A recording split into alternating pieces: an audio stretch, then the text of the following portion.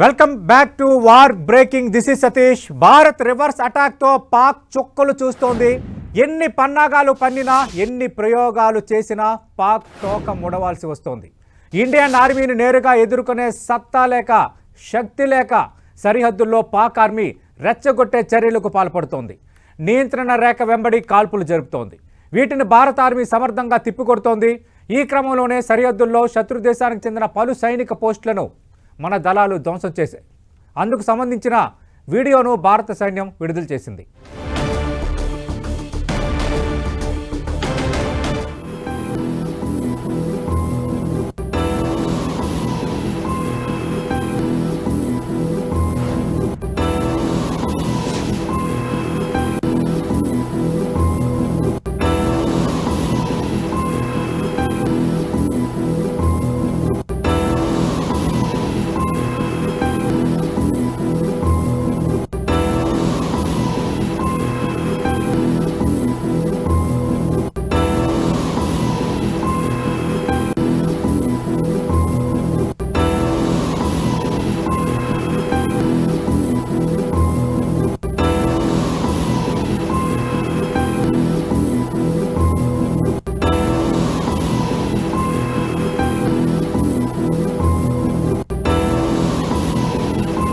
ఎదుర్కొనే సత్తా లేక, శక్తి లేక సరిహద్దుల్లో పాక్ ఆర్మీ రెచ్చగొట్టే చర్యలకు పాల్పడుతోంది.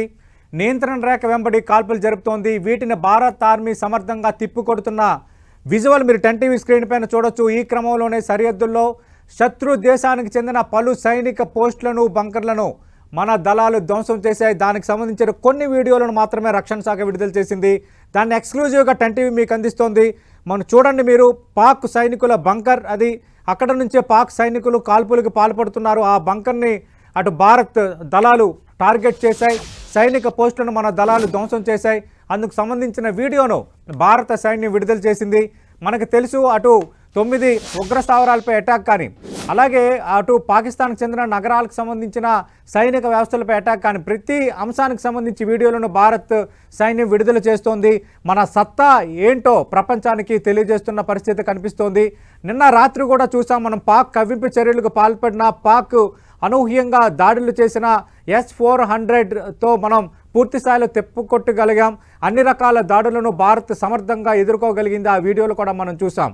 ఒక్కసారి భారత సైనిక సత్తా ఏంటో ప్రపంచానికి ఇప్పుడు ఒక్కసారి తెలిసింది. ఏ విధంగా చూసుకున్నా పాకిస్తాన్ మన ముందు ఒక చిన్న పిల్లాడి లాంటి వాడే. అయినప్పుడు కూడా పాకిస్తాన్ కవ్వింపు చర్యలకు పాల్పడుతున్న తీరైతే కొంత ఆశ్చర్యాన్ని కలిగిస్తోంది. పాకిస్తాన్ ప్రధాని ఎక్కడున్నారో తెలియదు, బంకర్లో దాక్కున్నట్టుగా వార్తలు వస్తున్నాయి. పాక్ ప్రధాని నివాసం సమీపంలోనే భారత్ మిసైల్ వేసిన బాంబులు పేలాయి. అలాగే మనం చూస్తే అటు కరాచీ పోర్టు కానీ, అలాగే మిగతా ప్రధానమైన ఆర్థిక వ్యవస్థలను కూడా భారత్ చిన్నాభిన్నం చేయడంతో ఏం చేయాలో తేలిపోని పరిస్థితి కనిపిస్తోంది. అలాగే పాక్ ఆర్మీ చీఫ్ మున్నార్ ఎక్కడున్నారు, మున్నార్ ఎక్కడ అన్న ఒక చర్చ అయితే నడుస్తోంది. సోషల్ మీడియాలో కూడా అదొక ట్రెండింగ్ ఇష్యూగా మారిపోయింది. మరిన్ని వివరాలు అందించడానికి అజయ్ సిద్ధంగా ఉన్నారు. అజయ్, పాకిస్తాన్కు వరుసగా 2 రోజులు ఒక చావు దెబ్బతింది. అయినా కూడా ఇంకా ఈరోజు ఉదయం మళ్ళీ ఒక కవ్వింపు చర్యలకు పాల్పడడం, డ్రోన్లతో LOC వెంబడి దాడులకు పాల్పడడం చేస్తోంది. ఈరోజు భారత్ యాక్షన్ ఏమై ఉండొచ్చు? పాక్ ఇంకా బుద్ధి రాలేదనుకోవాలా? ఖచ్చితంగా భారత్ తగిన బుద్ధి మళ్ళీ ఒకసారి పాకిస్తాన్కి చెప్పే అవకాశం అయితే లేకపోలేదు. అసలు ఆపరేషన్ సింధూర్ కొనసాగుతున్నటువంటి పరిస్థితి మనకు కనబడుతుంది. ఈ ఆపరేషన్ సింధూర్లో భాగంగా ఇప్పటివరకు పాకిస్తాన్ పైన 3 సార్లు భారత్ దాడి చేసింది. ఎక్కడ కూడా సామాన్య ప్రజలను ఇబ్బంది పెట్టలేదు. ఉగ్రవాద స్థావరాల లక్ష్యంగా ఈ దాడులు అనేది జరుగుతున్నటువంటి పరిస్థితి మనకు కనబడుతుంది. ఈ ఆపరేషన్ సింధూర్ ప్రారంభమైంది కూడా 22వ తేదీన, గత నెల 22వ తేదీన సామాన్యులైనటువంటి 26 మంది పౌరులను కాల్పులు జరిపారు ఉగ్రవాదులు అనే దానిపైననే. ఆ ఉగ్రవాదుల లక్ష్యంగా టార్గెట్ చేస్తూ ఆపరేషన్ సింధూర్ను భారత ప్రభుత్వం, భారత ఆర్మీ మొదలుపెట్టినటువంటి సందర్భం కనబడుతుంది. అయినప్పటికీ పాకిస్తాన్లో మాత్రం ఎలాంటి మార్పు రావట్లేదు. కేవలం ఒకవైపు ఆపరేషన్ సింధూర్లో భాగంగా 9 ప్రాంతాల్లో పాకిస్తాన్లో మొదటి రోజు భారత ఆర్మీ డ్రోన్లతోటి, అదేవిధంగా మిసైల్స్ తోటి దాడి చేసి అక్కడ ఉన్నటువంటి ఉగ్రవాద స్థావరాలను, ఉగ్రవాదులను మట్టుపెట్టినటువంటి పరిస్థితి మనం చూడవచ్చు. అయినా కూడా పాక్లో మాత్రం బుద్ధి రాలేదు. ఉగ్రవాదులు ఏ విధంగా వ్యవహరిస్తారో పాక్ ఆర్మీ కూడా అదే విధంగా వ్యవహరిస్తున్నటువంటి సందర్భం మనకు కనబడుతుంది.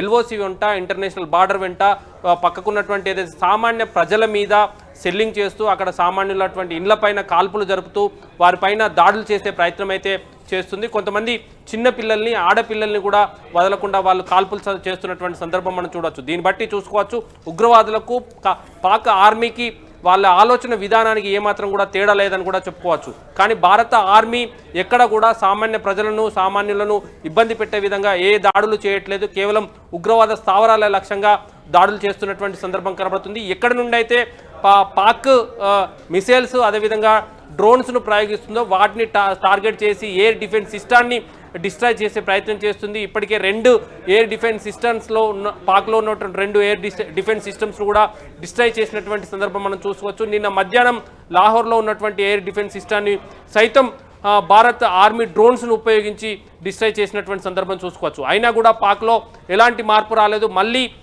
భారత్ పైన దాడి చేసేందుకు సిద్ధమైనటువంటి పరిస్థితి. నిన్న డ్రోన్లతోటి అదేవిధంగా ఫైటర్ జెట్లతోటి దాడి చేసిన సందర్భంలో సైతం F-16ని అదేవిధంగా JF-17ని సైతం కూల్చేసినటువంటి సందర్భం కనబడుతుంది. అనేకమైనటువంటి డ్రోన్లను సైతం కూల్చేసినటువంటి సందర్భం కనబడుతుంది. అయినప్పటికీ ఈరోజు మరొకసారి LOC వెంబడి కాల్పులు జరుపుతున్నటువంటి సందర్భం చూడవచ్చు. రైట్ అజయ్, మరి కాసేపట్లో